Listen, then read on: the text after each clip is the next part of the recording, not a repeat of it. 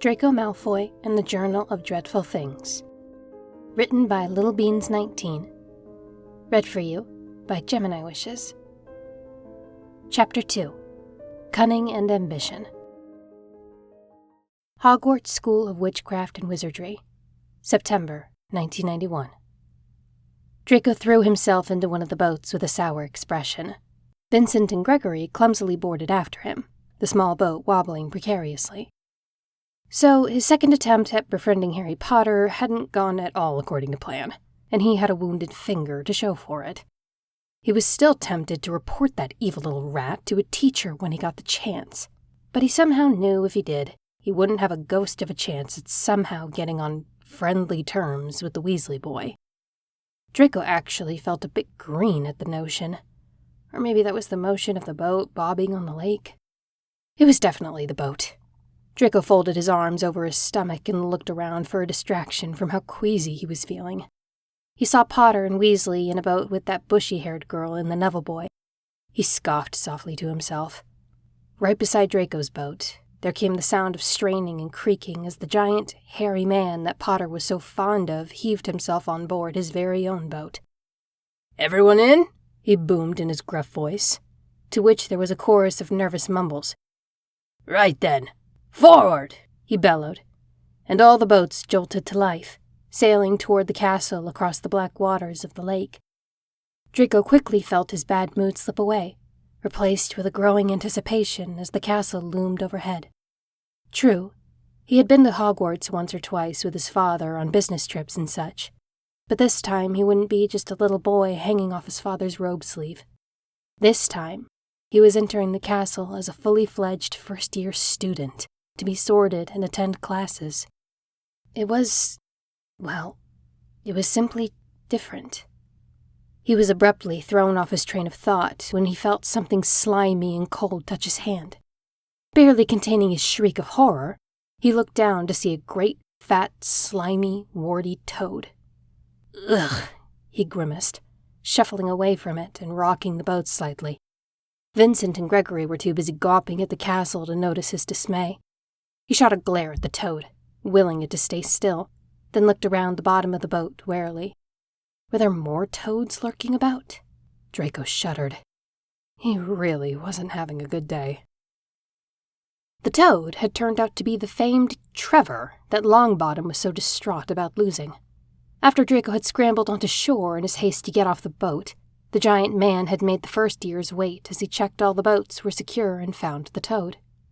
Trevor was reunited with the weepy boy, and all was right in the world for everyone whose name wasn't Draco Malfoy. Now the first years were being made to wait inside a small room beside the Great Hall. The stern and sharp deputy headmistress, Professor McGonagall, had given them a small welcoming speech, doling out information for anyone who didn't know what exactly was about to happen, before leaving them to smarten themselves up for their sorting, which Vincent and Gregory were not doing a very good job of at all. Draco rolled his eyes as Vincent helplessly fidgeted with his sleeve, which now had a tear in the seam from where he tried to cram his big, fat head in it, and as Gregory stood there, clueless about the smears of chocolate all over his face. Honestly, if he was going to be in Slytherin, which he knew he would be, had to be, then he was also doomed to be stuck with a pair of idiots. Everyone else was between buzzing with excitement or looking as if they were about to march to their own doom. But then there came shrill screams from the crowd as the Hogwarts ghosts floated through the walls, arguing among themselves. "Goodness, he's not even a real ghost, and I say, what are all of you doing here?" the ghost of Sir Nicholas de Mimsy Porpington asked, noticing them all. Nobody answered. Draco looked between the historical figures, unimpressed. Surely it was obvious what they were all doing here. "New students!" the jolly monk ghost exclaimed. "About to be sorted, I suppose." The ghost stayed and chatted until Professor McGonagall returned, shooing the ghosts and whisking the first years away into the Great Hall. Hundreds of pairs of eyes fell on them as they filtered into the hall, the hubbub of chattering students and teachers alike dying quickly. Draco took a moment to take in his surroundings, finding them to be welcoming and cheerful. The ceiling had been enchanted to make it look like the night sky, with hundreds of stars twinkling down at them. Draco could easily spot his namesake up there, familiar and comforting. There were thousands of floating candles lighting up the vast hall with warm yellow light, and a great fire crackling in a grand hearth. 4 banners were proudly strung above each house table, each displaying their house colors and emblem respectively. It was a strange feeling, a mixture of anticipation and excitement and dread, and that feeling grew even stronger when his eyes landed on the scruffy brown hat perched on a stool in front of the teacher's table. As soon as the first-year students came to a stop, the hat burst into song. Draco felt his palms grow sweaty as the hat crowed about the 4 different houses. Because what if, by chance, he didn't get sorted into Slytherin?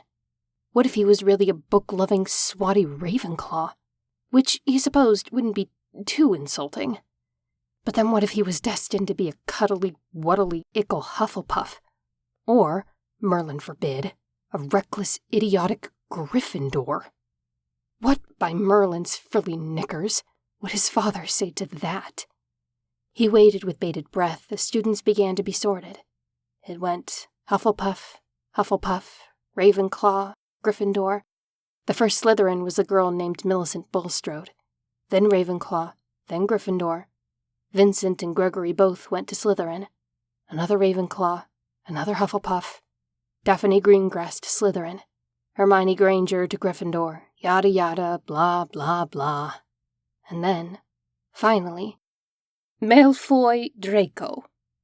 Gathering all his nerves and stashing them away, he sauntered as calmly and confidently as he could up to the front of the hall, glancing hopefully at the table filled with students in green and silver.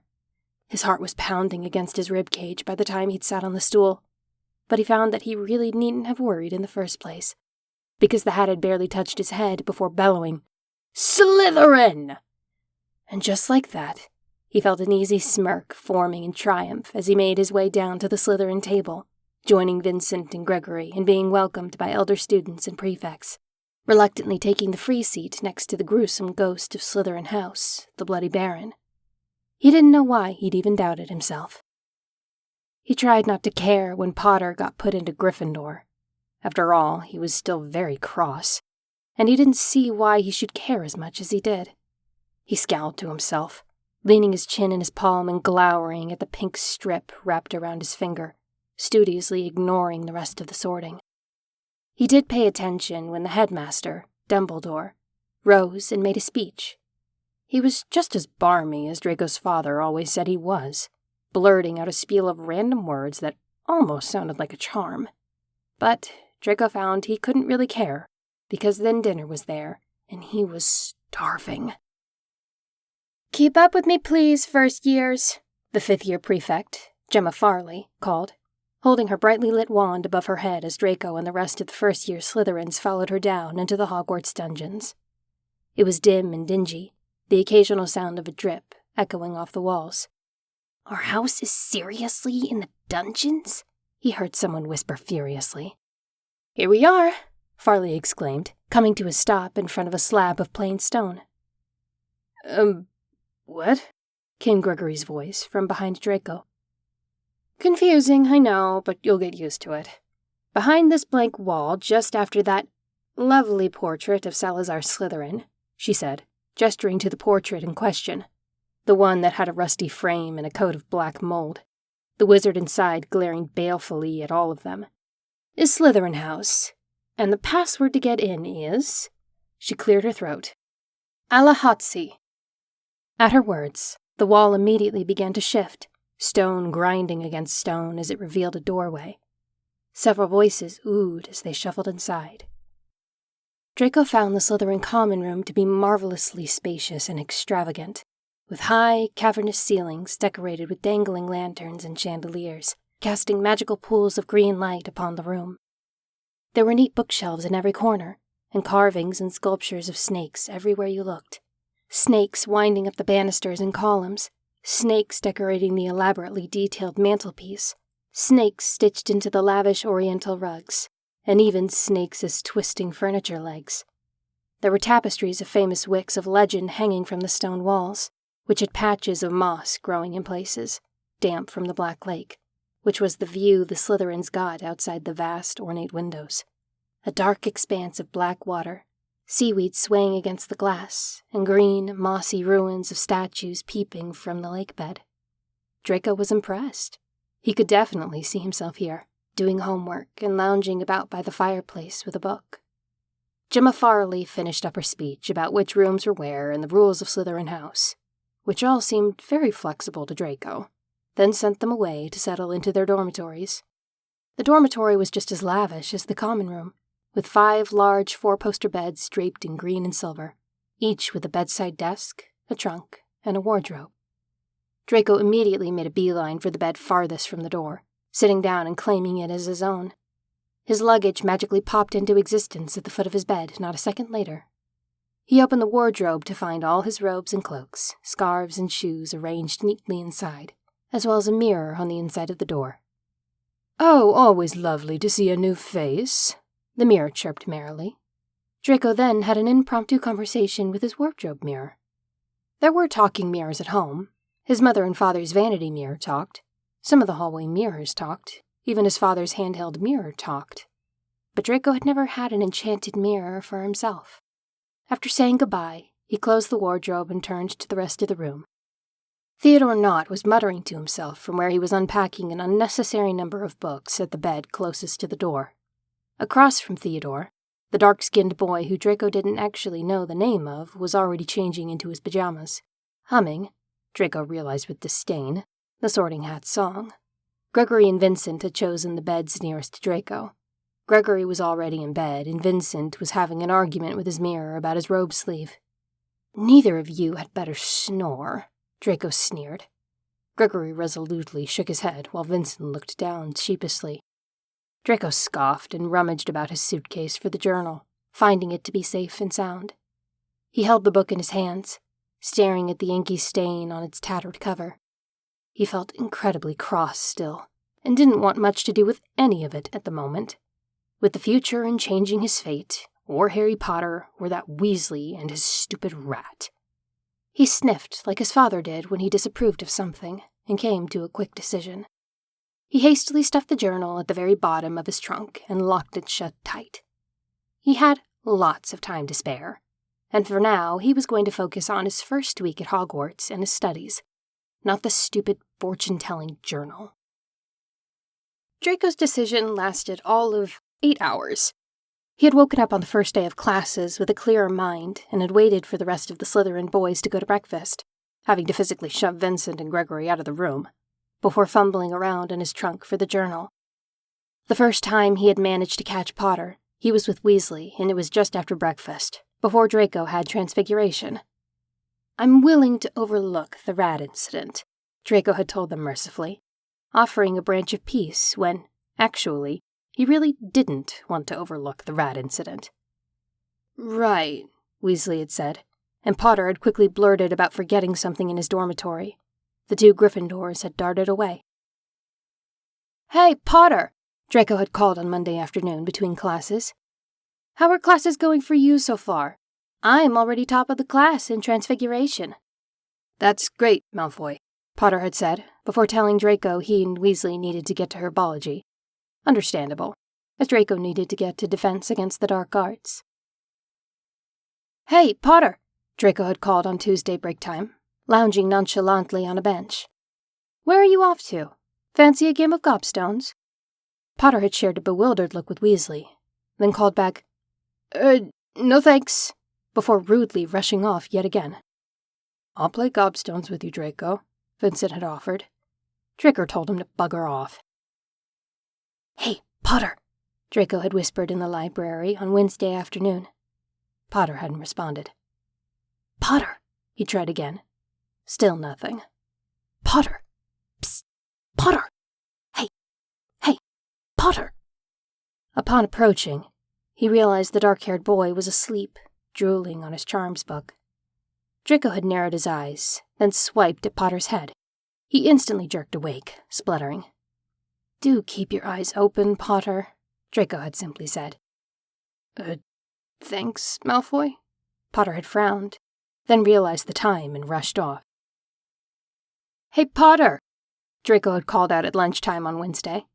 "Didn't fall asleep again then, huh?" "Just shove off already, Malfoy," Weasley had said rather rudely. Draco had just gaped as the two Gryffindors walked out the Great Hall. Theodore had reached up and clicked Draco's jaw shut without looking up from his book. Then the thought occurred to Draco that maybe, quite possibly, Potter didn't like him all that much. "Mother," Draco had written as he wallowed in his misery on Wednesday evening. "How are you? How's Father? I'm terribly homesick, and I can say for certain that the food at Hogwarts is terribly stodgy and repetitive. It seems like all I've eaten is porridge, potatoes, and pumpkin juice. I miss those cakes we have with tea, and the chocolates you get from Belgium, and I really, really miss flying. Yours most miserably, Draco. P.S. I got sorted Slytherin. P.P.S. Please tell Father." Draco had spent the entirety of Thursday sulking. He still watched Potter from afar, as he joked and laughed with Weasley. He was always with Weasley, happily ignoring and avoiding him. He hadn't even had the energy to brag about his constellation namesake when the Slytherins had astronomy that night, which he had been planning to do since he found out astronomy was even a class. "I didn't know you were named after a star, Draco," Daphne Gringrass had exclaimed. "That's so poetic." "I'm named after a whole bunch of stars," Draco had grumbled, with an inelegance that would have made his mother weep. Friday morning dawned bright and sunny, daylight streaming through the black lake and giving Slytherin House a shimmering, more joyful mood than usual. Draco sat down for breakfast feeling horrid, however. The first class today was potions, the class he had been looking forward to the most, and it was with the Gryffindors, which meant it was with Harry Potter, who had been avoiding him at all costs. Draco stabbed at his eggs. "Post!" a Gryffindor student bellowed as a stream of letter and parcel-bearing owls flew into the Great Hall. Draco was pleasantly surprised as one of the family eagle owls dropped a gift basket in front of him. It looked imperiously at the table, nipping a kipper, before regally flapping off again. His mother had clearly gotten his owl, as there were 3 elegantly decorated boxes of delicious Belgium chocolate truffles, as well as a couple of bonus trinkets. A quill from one of Father's prized white peacocks, and his golden snitch paperweight that he had forgotten to pack. The whole package smelled faintly of Draco's home, fresh flowers from the gardens, richly polished wood, and a musty, dusty scent he always liked to imagine was the smell of the ancient magic woven into the manor's walls. There were also 2 envelopes, one lavender and the other cream, with the Malfoy seal upon it. Draco gasped as he recognized his father's elegant handwriting. He ripped open his father's letter, chewing fiercely on his toast as he read, "Draco, well done on sorting Slytherin. I expected nothing less. Father." He felt his face twist with disappointment. He had hoped for a longer letter, perhaps a question about how he was getting on in classes.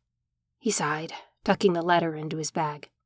Father was just probably very busy. Something about seeing the Malfoy crest, however, made Draco remember something.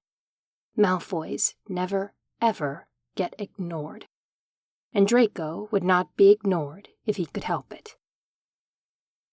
"Why, good morning, Potter," Draco exclaimed as he took the table closest to the 2 Gryffindors, closely flanked by Vincent and Gregory. "Feels good to finally have a class together, doesn't it?" Potter just sort of grimaced like he usually did, before looking warily at Vincent and Gregory. Draco's grin faltered. He focused on unpacking his cauldron and books, telling himself that he could do this. The rest of the class filed in, quickly finding their seats. Draco looked around the classroom excitedly. Some might have thought it dank, with the damp dungeon walls and bubbling cauldrons, the potion ingredients bobbing about in jars, the smell of something murky in the air. But Draco found it all charming, and his fingers itched to start brewing something to impress. The door to the classroom was suddenly flung wide open, startling everyone as Professor Snape swept into the room in a flurry of swishing black robes. Once he'd reached the front, he looked imperiously down his hooked nose at each and every single student, as if assessing them on looks alone. Draco sat up a bit straighter. He knew Severus Snape as a friend of the family, Uncle Severus, who had tutored him in potion brewery since he was all but 6 years old. He knew Severus, But what would Professor Snape be like? With a flourish, the tall, black-robed professor wordlessly summoned the register to his hand and began taking it, hesitating when he got to Potter's name. Yes, he drawled. Harry Potter, our new celebrity. Professor Snape finished the register and then looked around the room, dark eyes flickering over each face once again. You are here to learn the subtle science and exact art of potion-making, he spoke in barely a whisper. The whole class leaned in slightly. As there is little foolish wand-waving here, many of you will hardly believe this is magic. I don't expect you will really understand the beauty of a softly simmering cauldron with its shimmering fumes, the delicate power of liquids that creep through human veins, bewitching the mind, ensnaring the senses. I can teach you how to bottle fame, brew glory, even put a stopper on death, if you aren't as big a bunch of dunderheads I usually have to teach. Draco took in each word with rapt attention. He felt inspired. This was going to be splendid. Potter! Professor Snape suddenly snapped. Draco blinked in surprise at the sudden change in demeanor. What would I get if I added powdered root of asphodel to an infusion of wormwood? Hermione Granger's hand shot up. Draco rattled around his head for the answer. Asphodel and wormwood, asphodel and wormwood. Draco didn't know. He glared at Granger for knowing. I don't know, sir, Potter replied. Tut. Fame clearly isn't everything, Snape sneered, his lip curling. Draco blinked in surprise. Let's try again. Potter, where would you look if I asked you to find a bezoar? In the stomach of a goat, Draco's mind easily supplied. Why was Potter getting all the questions? The Granger girl was practically bursting to answer one, her arms stretching toward the ceiling, quivering. I don't know, sir, Potter said again. Thought you wouldn't open a book before coming, eh, Potter? Snape asked icily. Draco's brow twitched. For some reason, Professor Snape seemed to really dislike Potter. What is the difference, Potter, between monkshood and wolfsbane? Draco frowned. Hermione Granger sprang up from her seat, frantically waving her arm. I don't know, Potter said quietly, but I think Hermione does. Why don't you try her? Draco's eyes went wide, and he had to force the shocked laughter bubbling up his throat back down. Professor Snape was glaring dangerously at Potter now, looming over his desk. Sit down, Miss Granger, and for your information, Potter, he spat. Asphodel and wormwood make a sleeping potion so powerful it is known as the draught of the living death. A bezoar is a stone taken from the stomach of a goat, and it will save you from most poisons. As for monkshood and wolfsbane, they are the same plant, also known as aconite. Well, he addressed the class, why aren't you all copying that down? Everyone began fumbling for a quill and parchment. Draco hastily jotted everything down, wondering why Professor Snape had picked on Potter in such a way. 20 minutes later, and Draco was precisely following the recipe for boil curing potion. While everyone else had partners, he told Vincent and Gregory to shove off and work together. They were not going to ruin his potion. He chopped and ground and stewed and stirred, reading each step carefully and checking the color each time thrice after adding something. He was just taking the horned slugs out of the pot they'd been stewing in when Professor Snape loomed over his workbench. Ah, I see my suspicions were indeed correct, Snape drawled in a familiar way that Draco knew. He was impressed. Draco smirked. Professor? He pried. These horned slugs are stewed perfectly, Mr. Malfoy. He leaned over Draco's cauldron.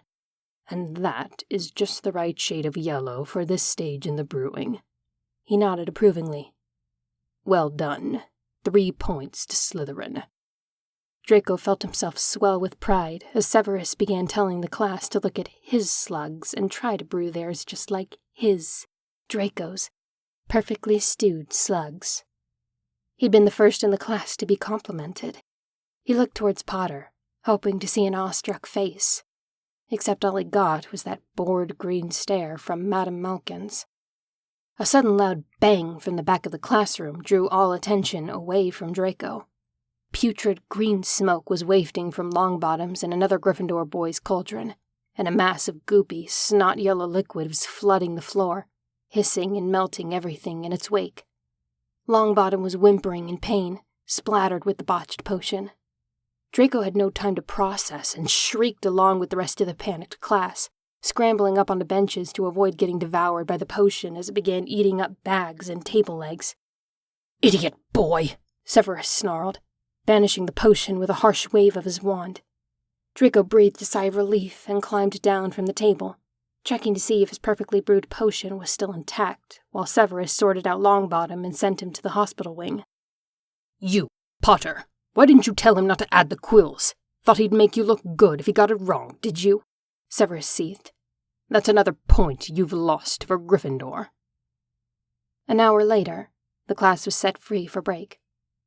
"Hey, Potter," Draco said as he fell into step with them. He heard Weasley groan from the other side of the bespectacled boy. "What do you want, Malfoy?" Potter mumbled. "I just wanted to say that you shouldn't get too hung up about Professor Snape. That was only the first lesson, after all." Potter snorted. "Easy for you to say. You're his star pupil." Draco smiled smugly. "Why, thank you. I do try," he preened. Potter muttered something that sounded an awful lot like "unbelievable," while Weasley tugged at his arm. "Come on, Harry, let's go back to the common room," he ground out, scowling at Draco. Draco scoffed and placed his hands on his hips as they walked away. "What did I do that time?" he asked nobody in particular. "Why is this so incredibly difficult?" "Maybe if you didn't brag so much, it wouldn't be," Theodore told him in passing. "I do not brag," Draco snapped back. "Much." "Oh, this is Crabbe and this is Goyle," Draco heard himself tell Harry and Weasley. They were on the Hogwarts Express, chugging along. Outside the train, there was only an empty whiteness that seemed to stretch on endlessly. In the distance, there was the faintest sound of a grandfather clock chiming.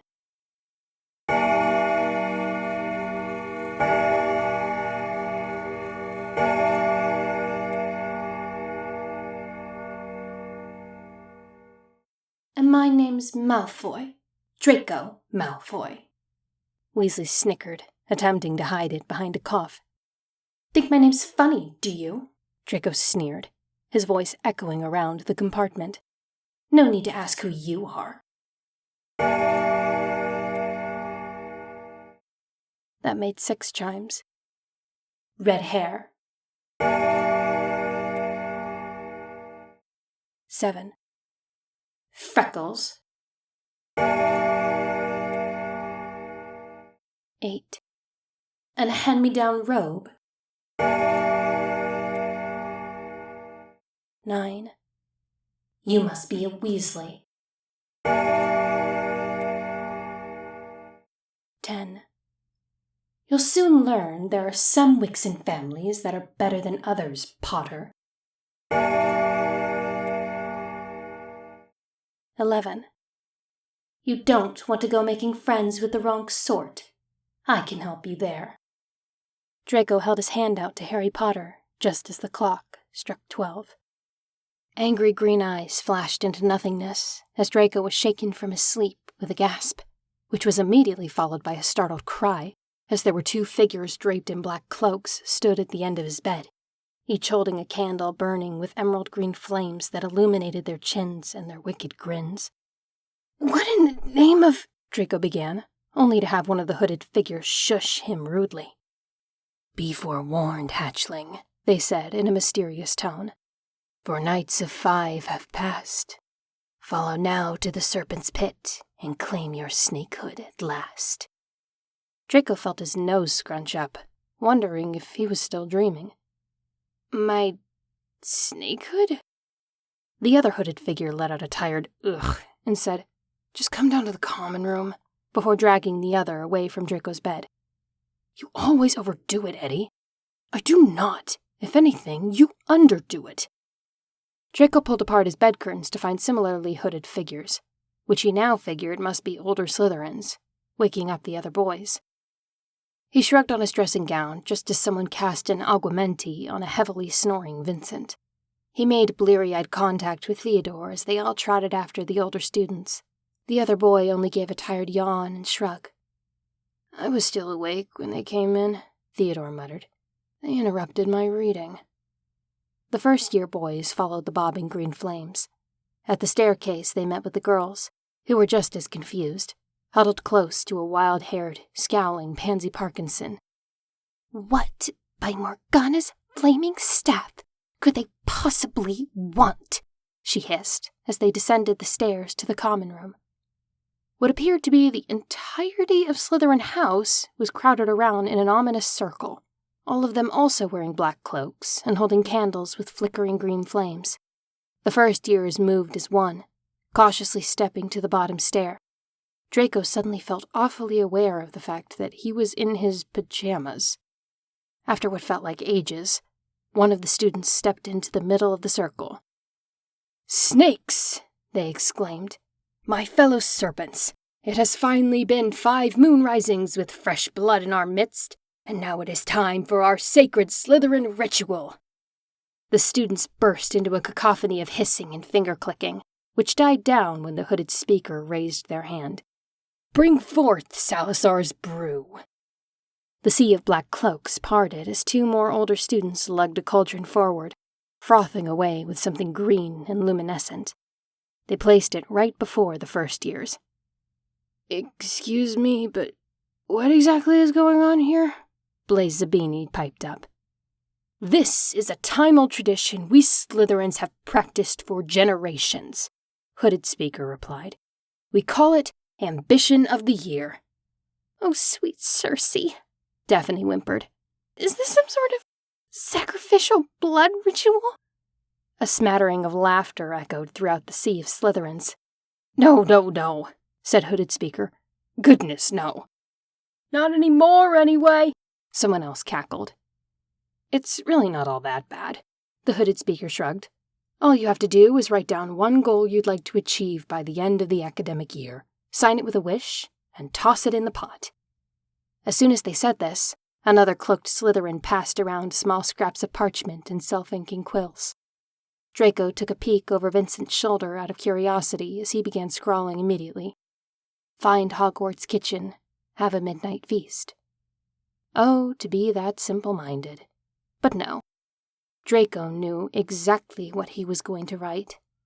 It was funny to think that if his future self hadn't given him the journal, he would probably be writing something like, "Make Father proud," or "Get on the Quidditch team."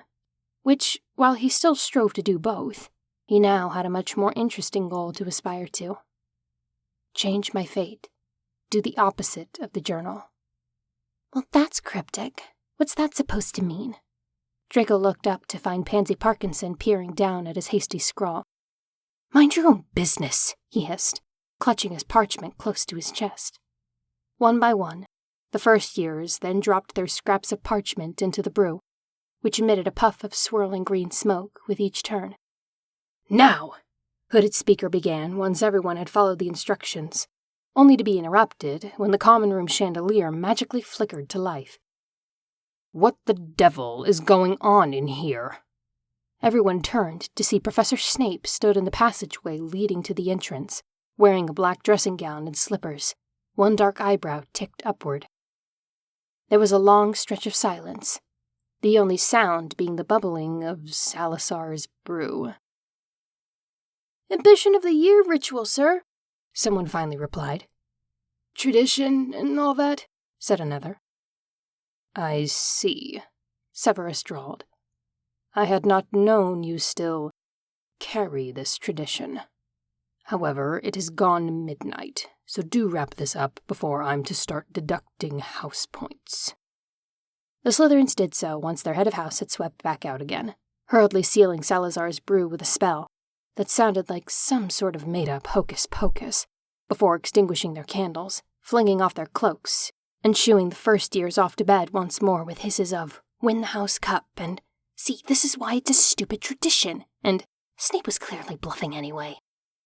Although Slytherin was much stranger than Draco could have ever anticipated, he found it amusing nonetheless. His first week at Hogwarts had been bumpy, but after his house's bizarre midnight ritual, he felt like his ambition had been renewed tenfold. He was going to change his fate, one way or another, and Harry Potter would have to be his friend eventually.